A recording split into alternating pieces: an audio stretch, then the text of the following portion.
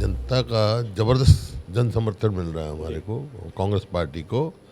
और अब के लोगों ने फैसला किया, छत्तीसगढ़ फैसला कर लिया कि अब की बार हरियाणा में कांग्रेस की सरकार। तोल के देख लिया, 10 साल की हमारे कांग्रेस की कार्यकाल की उपलब्धियां देख ली और इनकी विफलताएं देख ली। नंबर 1 है बेरोजगारी में, महंगाई में, कानून व्यवस्था बिल्कुल चरमरा गई, लोग अपने आप को असुरक्षित महसूस कर रहे हैं।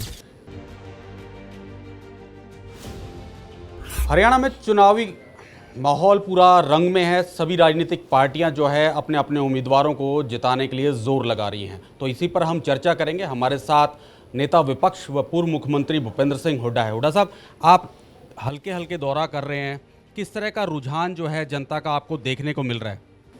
देखिए, जनता का ज़बरदस्त जन समर्थन मिल रहा है हमारे को, कांग्रेस पार्टी को।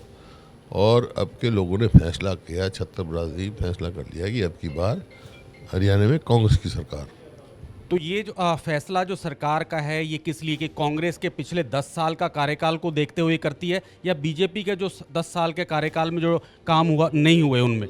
तोल के देख लिया, 10 साल की हमारे कांग्रेस की कार्यकाल की उपलब्धियां देख ली और इनकी विफलताएं देख ली। कहाँ तो हरियाणा प्रति व्यक्ति आय, प्रति व्यक्ति निवेश में, कानून व्यवस्था में, नौकरी देने में, खेल खिलाड़ी में नंबर 1 था 14 तक जब अपनी सरकार छोड़ी।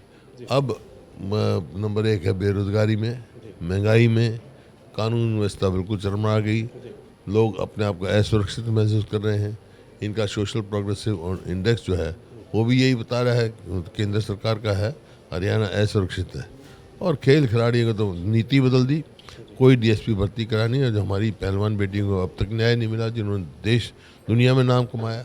लेकिन भाजपा तो ज़रूर कांग्रेस ये कहती है कि पहलवान भी नाराज़ है और जवान भी नाराज़ है और किसान भी नाराज़ है। बीजेपी इसके लिए कहती है कि हम 24 जो फसलें हैं वो एमएसपी पे खरीदते हैं। प्रदेश हरियाणा ऐसा है पूरे देश में अगर जिक्र करें। वहीं पहलवानों की जो राशि है वो एक बहुत बड़ा अमाउंट, अगर कोई मेडल आता है तो उसको हम देते हैं। और वहीं जवानों के लिए भी जो अग्निवीर योजना है उसमें गारंटी दे रही है कि नौकरी उनको सरकारी मिलेगी। अग्निवीर तो एक्स सर्विसमैन की वैसे ही रिजर्वेशन है और 4 साल करके घर आ जाएंगे। क्या नौकरी देंगे भाई, क्लास सी की और डी की?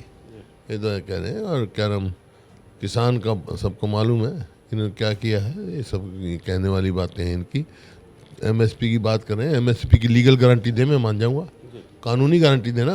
24 फसलों की गारंटी, 24 तो फसल ही नहीं होती। वो तो कई ऐसी फसल की जो हरियाणा में पैदा ही नहीं होती, एक दाना भी।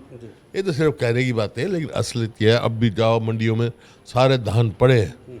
15 तारीख से खरीद शुरू होनी चाहिए थी, 15 से 23 कर दी, 23 से 1 कर दी। तो ऐसी है इनका।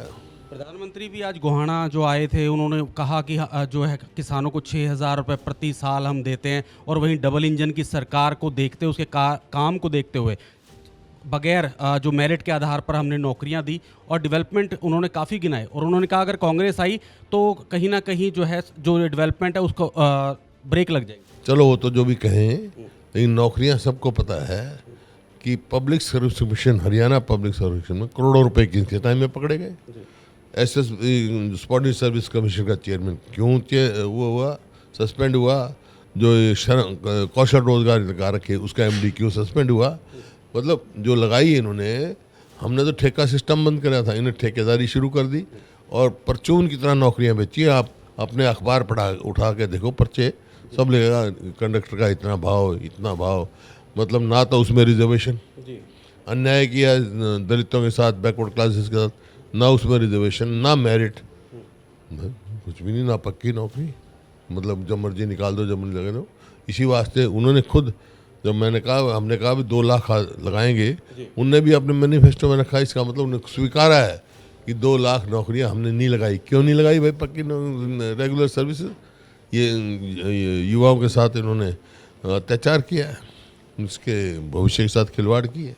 7 गारंटियां आपने दी और बीजेपी ने भी जो है अपना मैनिफेस्टो में लगभग मिलती जुलती सी ही इस तरह की गारंटी। तो हमने अपना मैनिफेस्टो जो है वो कॉपी पेस्ट किया है, मेरे पास है ही कुछ नहीं भाई। अपनी उपलब्धि बताओ ना, जैसे हम उपलब्धि बताते हैं प्रति व्यक्ति आय में, निवेश में। ये था, हमने ये एक से एक बढ़ के इंस्टीट्यूट बनाया, इंफ्रास्ट्रक्चर बनाया, वो एक उपलब्धि बताए ना।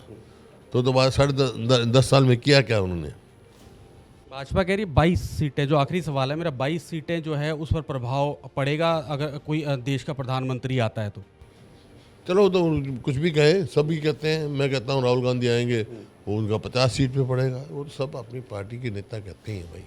शुक्रिया हमारे से बातचीत के लिए। तो नेता विपक्ष भूपेंद्र सिंह हुड्डा थे, जिन्होंने सरकार को घेरते हुए कहा कि अगर सरकार की विकास का काम किया होता या उपलब्धियां, वो कहीं ना कहीं अपनी उपलब्धियां गिनाए, जिससे दूध का दूध पानी का पानी हो, और आने वाले समय में कांग्रेस की सरकार हरियाणा में देखने को मिलेगी। मैं अभिषेक तक्षक, कैमरामैन बनी चौहान के साथ, PTC न्यूज़, रोहतक।